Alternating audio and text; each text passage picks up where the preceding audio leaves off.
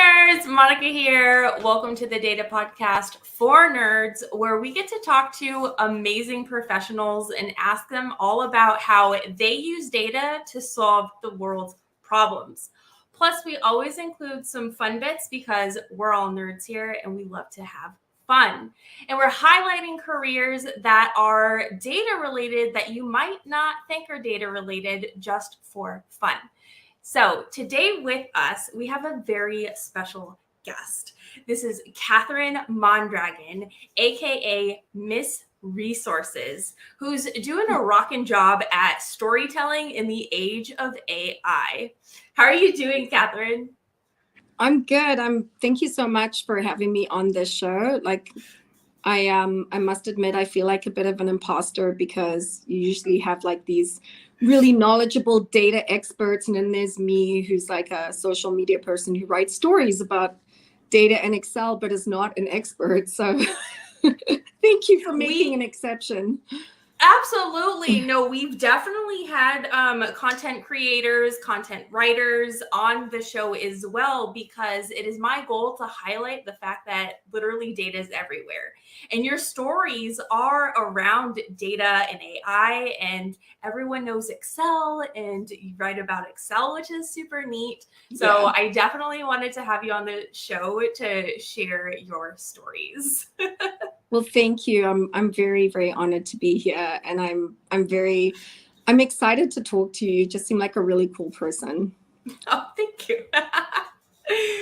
So we typically start our show by understanding people's origin stories and their backgrounds on how they got to where they are today in their career. So could you please tell us about your background? Okay, you have to cut me off after 5 minutes, all right? Okay. I'll set a timer. Okay, so I started off in film production, and I then taught film in college. And then I had kids, and it was really, I couldn't get back into the teaching with the kids. So I started to do social media for a steampunk festival. This is where it gets exciting. A steampunk festival in Ontario. A friend of mine she basically turned a small town into a steampunk town once a year. And she was like, Catherine, use your filmmaking to make some videos. And so I started learning about marketing on social media and connecting with people. And then I discovered I was really good at connecting. That's where I met Richard Crossman, who is now doing the voiceovers for my storytelling. He was also at the Steampunk Festival because he also makes costumes, and he's an actor, and he acts as like characters in cosplay at Renaissance festivals, just like all these amazing people, that I connected to. They're still a part of my life. So I moved to Alberta because everybody moves to Alberta because of the weather. Okay. No, I'm joking. It's like, oh, okay. Is it not good? Like, I'm not familiar. in Alberta, the winters can be -40, and that is centigrade. -40. It can be cold here. Not -40 the whole time, but it can be cold here for like 6 months. So I definitely did not move here for the weather. But everyone moves to Alberta for a job, because the oil is here, and there's a lot of jobs here because of the oil. There's also a lot of fires here, but that's a whole other story.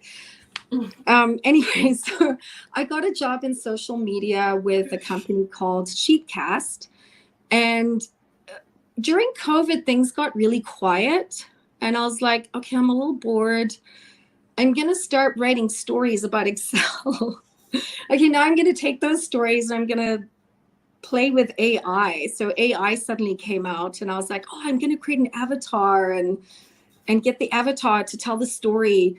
And it all started with Richard Crossman one day decided to just record one of my stories professionally with his voice, his beautiful, gorgeous voice.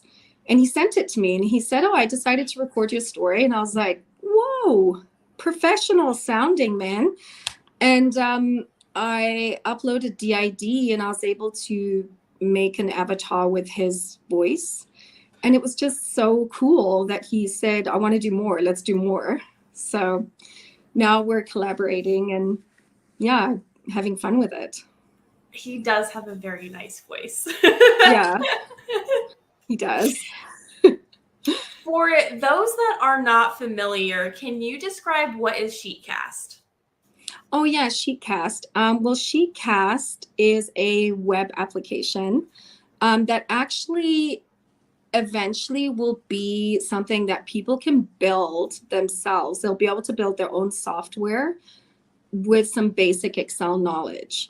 So it's going to be super exciting because if somebody wants to create and design very specific software for themselves, all they will need is a basic understanding of how to use Excel, and they'll be able to put it together in like under an hour.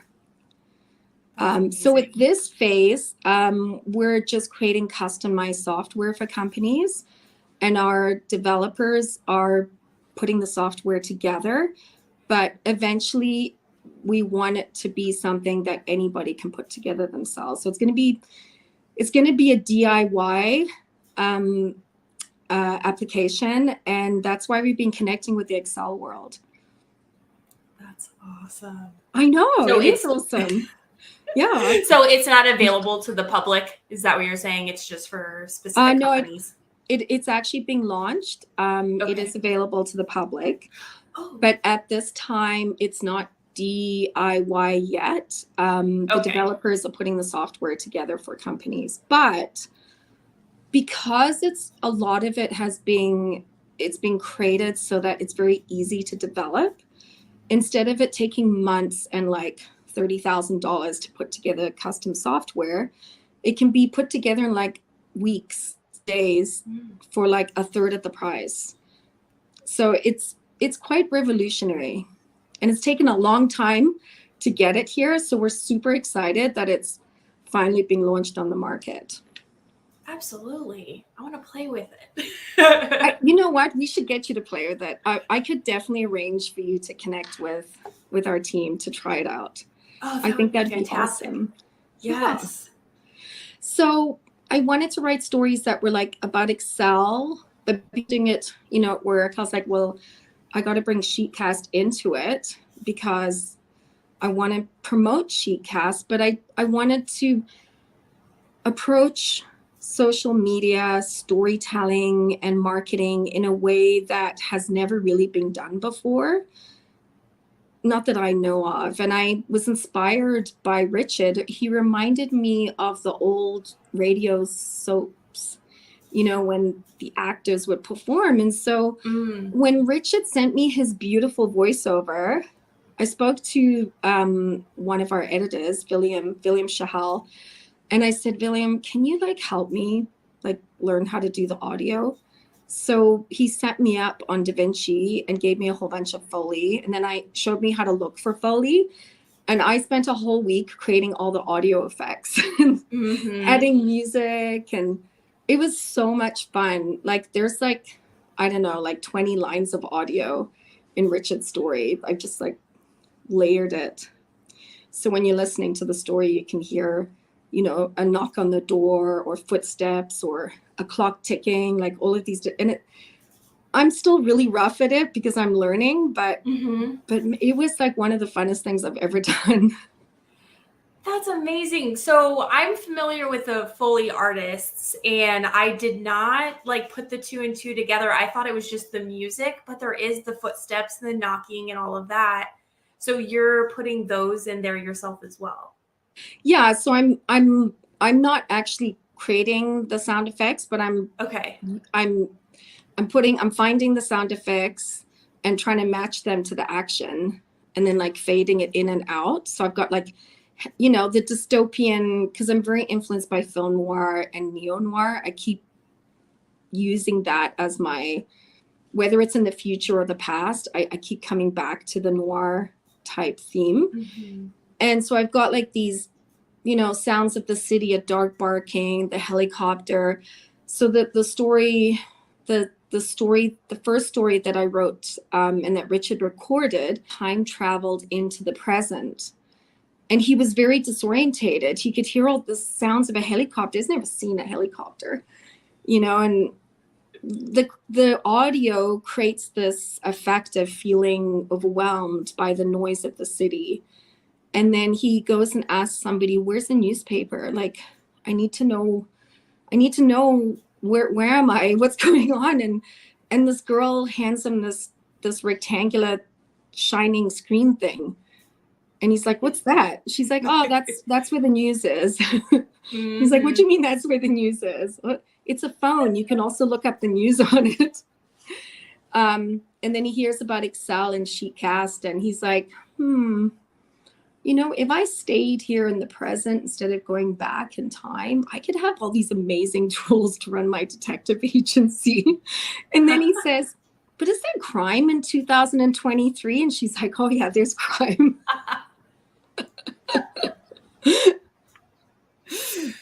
So you said that you are storytelling in the age of AI. Yeah. Are you also using AI to help you with your storytelling? I love using ChatGPT to get me started because, like, I'm a mom. I have 3 kids at home. I have adult kids as well. I work full time. So sometimes I'm just like, oh, I have this idea for a story. I start writing it. And then after a while, I'm like, let's see what ChatGPT has to say. So ChatGPT is my writing companion, and we collaborate and have fun, going back and forth. And sometimes it'll churn out absolute rubbish. And I'm like, oh, this is terrible, but it'll give me something to work against. Mm-hmm. And then at other times, I'm just like, wow, this is amazing. I feel so inspired. I am going to definitely work, on shaping this more and making this into an awesome story. Yeah. So it's definitely a good helping. It's like a good helper. And then I also use DID, and I like DID. What is that? It's an AI. It's an AI thing that you can create an avatar with. So I did the video avatar. I'm saying created. It took me like 30 seconds. I uploaded an image. I uploaded as audio, and then DID did the work. And then I edited it so that it went, it worked well with the sound and everything. But with the avatar, you can take any image of a person and then upload that into DID, but you can also upload a human voice. So I've tried other avatar kind of AI systems, but you can't always upload a human voice. So that's why I'm using DID. Okay. Yeah. And they've liked my stuff, which of course they should, because it's awesome. It really is. Now, I'm curious about your process. You mentioned that you use ChatGPT to assist in your writing. But what is the, brainstorming all the way to, editing? What's your workflow? Okay, I'm extremely ADHD. So I really, honestly, I'm the most spontaneous person I think I've ever met. And I just come up, usually if I'm a little bit bored. So boredom is a wonderful source of inspiration. I will come up with an idea, a nagging spark will just sit in my head and it won't go away. And then I have to write it out right then and there. Like, it doesn't matter what's going on. I need to write it down. And my family's kind of used to that. I'll be like in the middle of cooking and I have to stop and write this, or I talk into my phone. I do that too.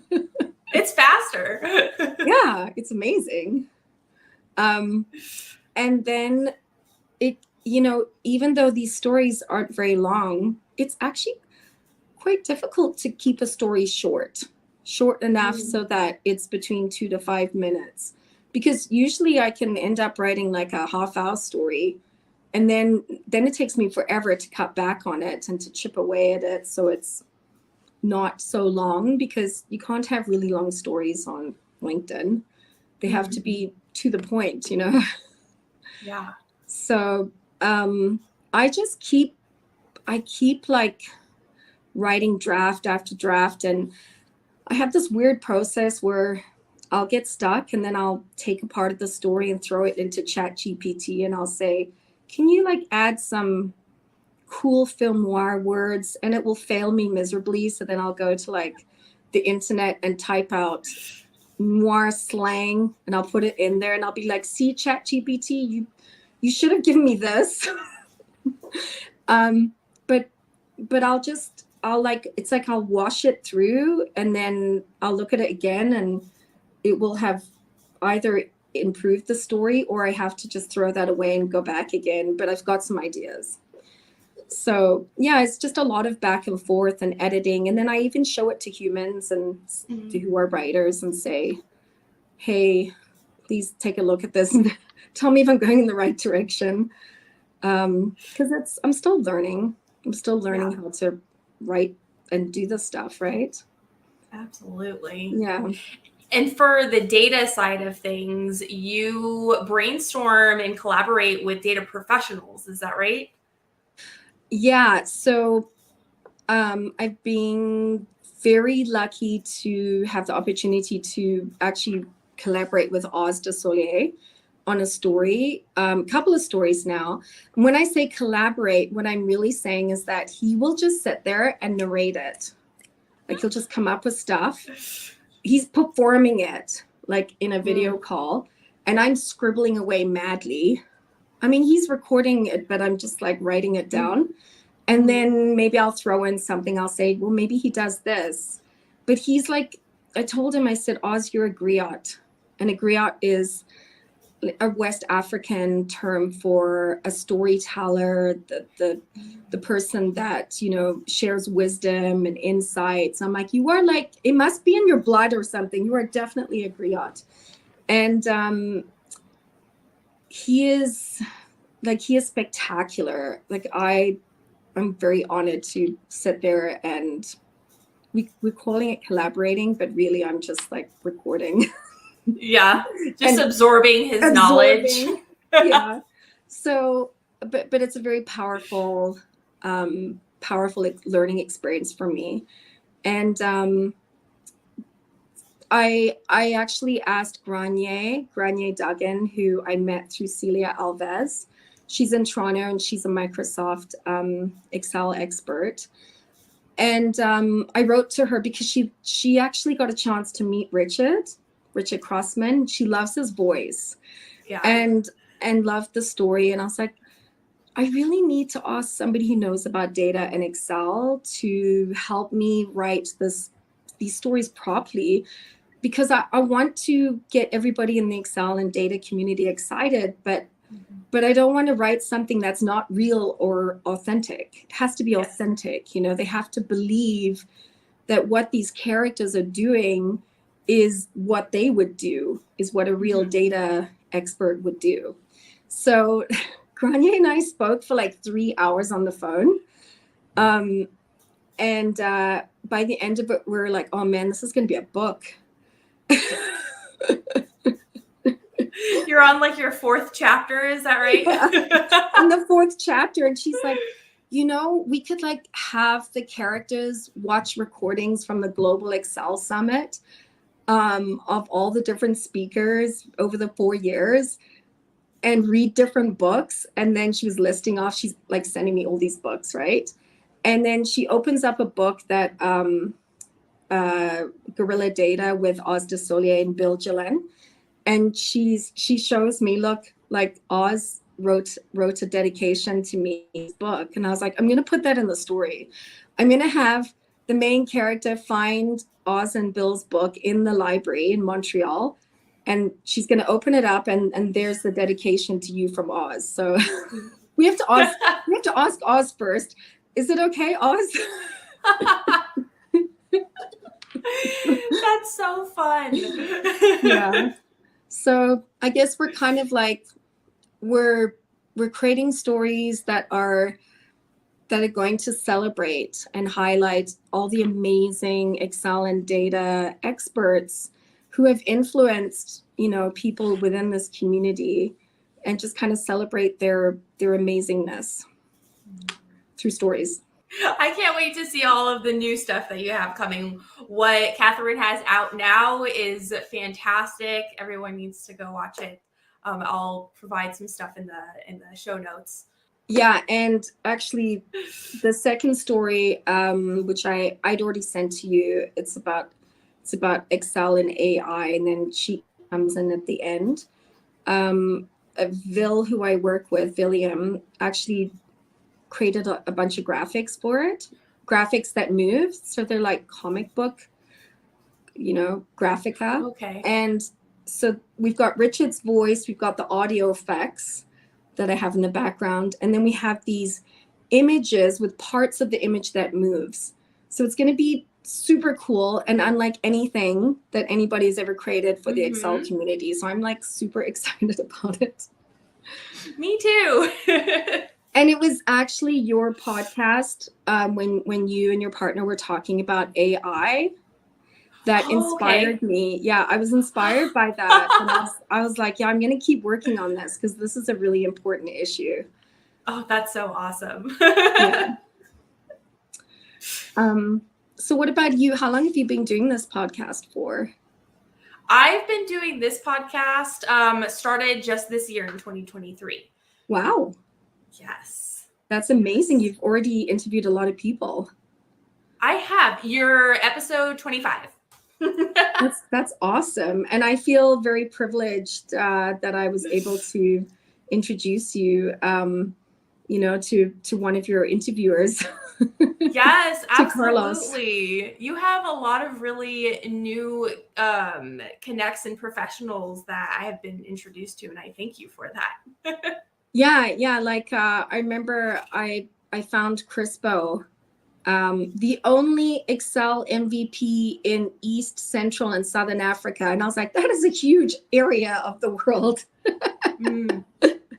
And I was so excited. I was like, wow, this is like, he's like a gem, just, so actually somebody in our team interviewed him and wrote an article about him. So I'm always like, whenever I find somebody who has a really cool story, I'm always sharing them with people that do podcasts or write articles, because it's fun to read people's challenging life stories and how they've overcome these amazing life challenges to achieve great things, such as somebody in East Africa becoming an Excel MVP. Yeah, I agree. That's why I like starting out my episodes with origin stories, because I like to learn how people got to where they are today. Yeah. Everyone comes from all kinds of different walks of life, and it's just fascinating to me.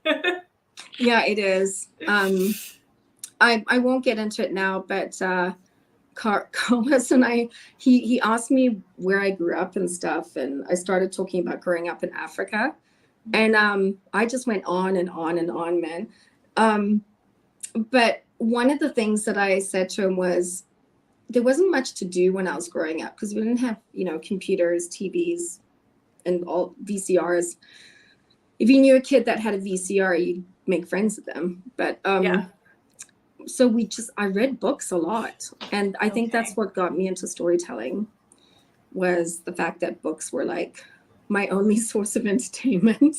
Yeah. Well, you're a fantastic storyteller, so it definitely paid off. Well, thank you. I have to say, though, that it's all collaborative, right? Like I'm constantly working with other people to find fun ways to bring these stories alive, to be more than just words on a page, but to be something visual, to be a story that you can listen to. And that's what excites me. I feel like we live in a world where we have so many amazing tools. We've been given all these incredible tools, more than we can even absorb. And there's so many incredible ways to tell stories now. Yes. They're multi-dimensional. Like Picasso would have gone crazy if he'd lived in this day and age, Could you imagine? Yeah, like basically I think of it as cubist storytelling. Like I'm taking this two-dimensional story and I'm making it into like a cubist. Ah. Multi-dimensional story that emerges from the page onto the screen. Mm-hmm. Very cool. One question that I ask everyone, and it pertains to you as well, is how do you like to learn new things? There's a lot of stuff that you're using, ChatGPT, what was it, DID, all of these different tools. And so how do you learn new things? Like, what are your go-to resources? You're not going to like the answer because I like to just jump in and ignore the instructions and just start playing with it. I definitely like to I like to make a mess and just start getting my hands dirty. Mm-hmm. And I'll go look at the instructions if I get stuck. Okay. But I try not to put IKEA furniture together because I'm not good with like those instructions. Yeah, but I'm, that ADHD brain, right? Like it's just like I learn by doing. Yes. So that's the best way for me to learn about something. And in fact, if I want to absorb something that someone's saying, I need to write it down. Okay. And that I'll retain it if I'm writing it down. But if I'm just sitting there listening and not interacting, then I probably won't absorb. Okay. So you're a paper pen, and just try it out. Like just get the drill and the screws and make a cat tree out of the dresser that I threw outside because my son doesn't need it anymore. This is a real story, by the way. And take the dresser apart, and then I'm like, let's make a cat tree with this. Are you ever inspired by anything, or do you just come up with something? Because I did that one time with suitcases, but I saw it in Pinterest. So I was like, I'll go buy a suitcase or use an old suitcase. But it sounds like you kind of come up with these on your own. Yeah, I think I hear about things, and see things. And then one day I'll just suddenly be in the moment and just be like, what am I going to do with this dresser that's sitting in my backyard? Let's rip it apart and build a cat tree with it because we really need a cat tree. And I don't want to throw this thing out and it's too big to get in the car. And yeah, so it's like necessity and endorphins. I like endorphins, like I get endorphins from writing. I get, is it endorphins or serotonins? I don't know, one of those things. Sounds about right. So I just get happy feelings. I feel happy when I'm writing and when I'm creating and learning to go on DaVinci and create the audio stuff. And I just feel like life is short. You've got to do things that make you happy and make you feel good. And I wish that math made me happy, but it doesn't. And that's okay. So I'll just write about people that love math and numbers and stuff. So you're still in the world. You're still in the data world for sure. Yeah. I'm a huge admirer. If I meet somebody who can do data, I'm like, they're smart. Yeah.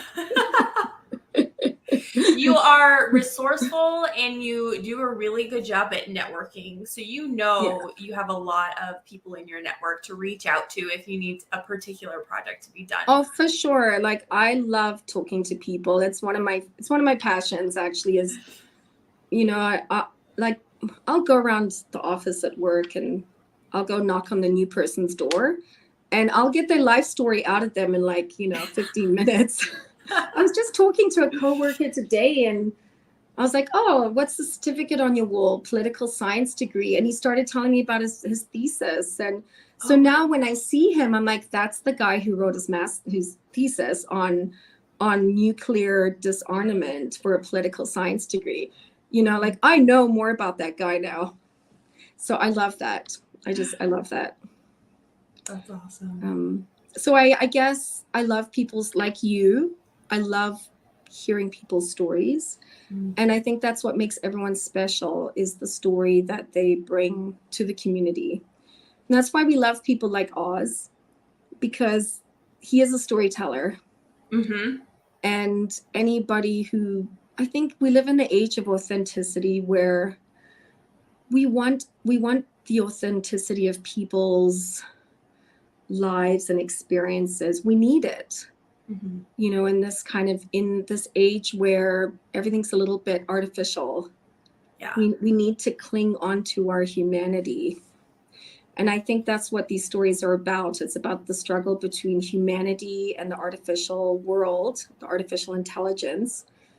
And it's kind of like Hogwarts, but this, instead of casting spells, the characters are using Excel to fight, their opponents. Excel and data, yeah, to fight their opponents. So That's the best way. That's the best way. What did you, in one of your stories, you said, we do what Excel experts do. We adapt, overcome, and excel. yes, that's right. That's right. Yeah. I Yeah. loved that quote. Yeah, that's a good one.